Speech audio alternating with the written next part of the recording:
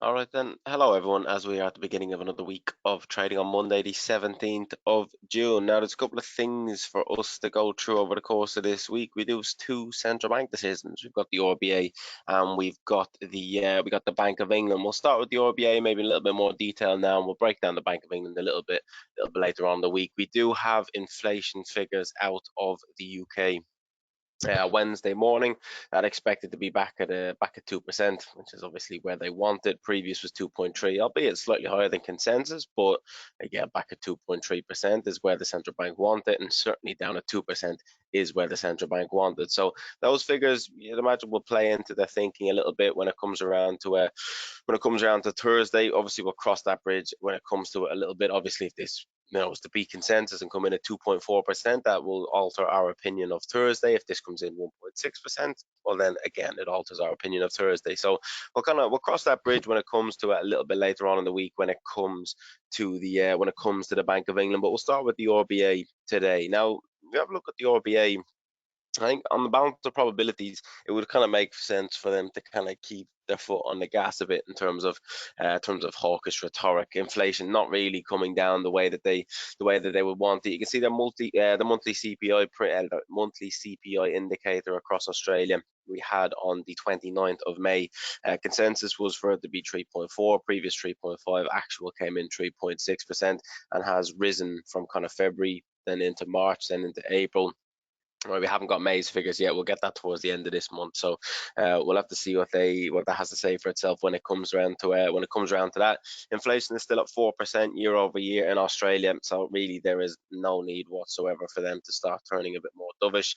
I mean, in terms of hawkishness, you'd imagine a lot of that is priced in. The Australian dollar's had a bit of upside across the majority of the other of the GA currencies over the last couple of months. So again, you'd imagine most of it's likely priced in and probably keep their foot on the gas in terms of hawkishness. The surprise would be dovish. Right? The surprise would be dovish, but judging by the inflation data out of Australia, again, you can look at all the other numbers and try to piece things together, but ultimately inflation is what they're trying to get under control. Haven't managed to get it under control yet, and it is even rising so far in the last kind of couple of months in a row. So absolutely no need for them to go and turn dovish. Right, that is where the surprise would come from, obviously because it's not expected. But can I see that happening? Not really. Do I think it's a trade you want to take? And maybe a little short-term trade on the back of some hawkishness. But again, if they disappoint on what markets consider hawkish, which I don't really know what else to say, what else they can say, to be honest with you. I mean, they mentioned previously they had thought about an interest rate hike. I mean, can you rule a surprise interest rate hike out? That would be a good trade. That would give you some solid upside. If that was to happen, that's where the surprise I think will come from once it comes around to more 5:30 tomorrow morning UK time. Obviously, that is not what is expected. I wouldn't completely rule it out, though. I wouldn't completely rule it out, though. Do I think it's a likely probability? Nope. But do I think it's a possibility? Yeah, I think, judging by what they said a number of weeks ago, kind of opened the door to further hikes if necessary.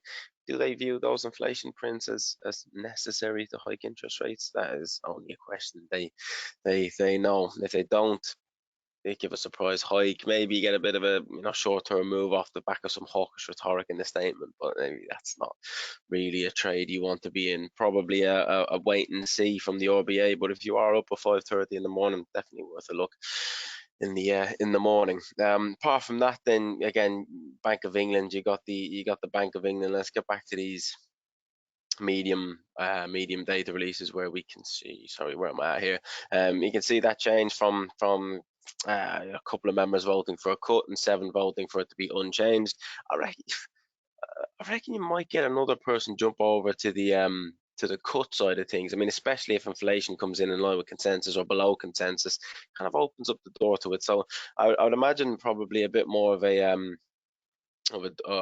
dovish stance, you'd have to imagine, from the Bank of England on Thursday, due to the fact that inflation is under control now at this point. I mean, it's under control from their perspective. Does it actually make a difference to your bank statement and the cost of groceries and that sort of stuff? Nope. But yeah, things going higher, but just not as fast as they originally were. Some Chinese data out this morning, relatively mixed. I mean, you got house price figures down, you got industrial production down. You've got retail sales positive, fixed asset investment slightly down, so a little bit mixed.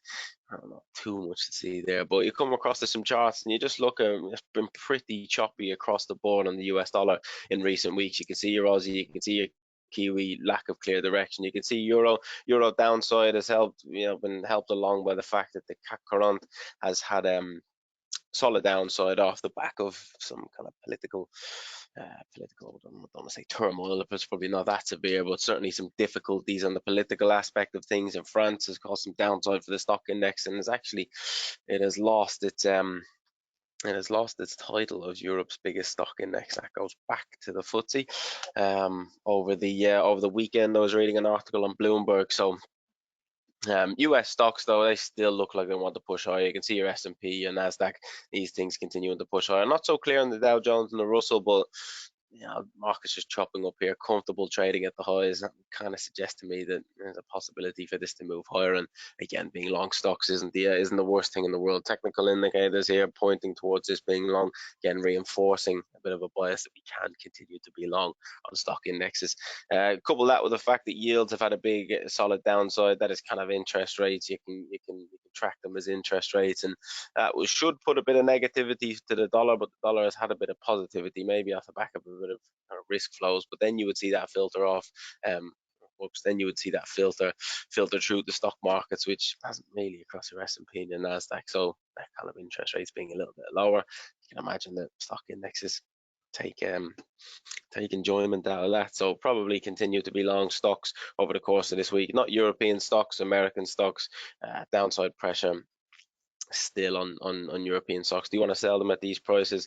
Not quite. They are at the lows, maybe a bit of a pullback, and sell on a rally on something like the CAC or something like the Euro stocks. We can keep an eye on out over the course of this week. But yeah, a bit of stock index strength. We'll keep an eye on the US dollar, keep an eye on sterling, and obviously we'll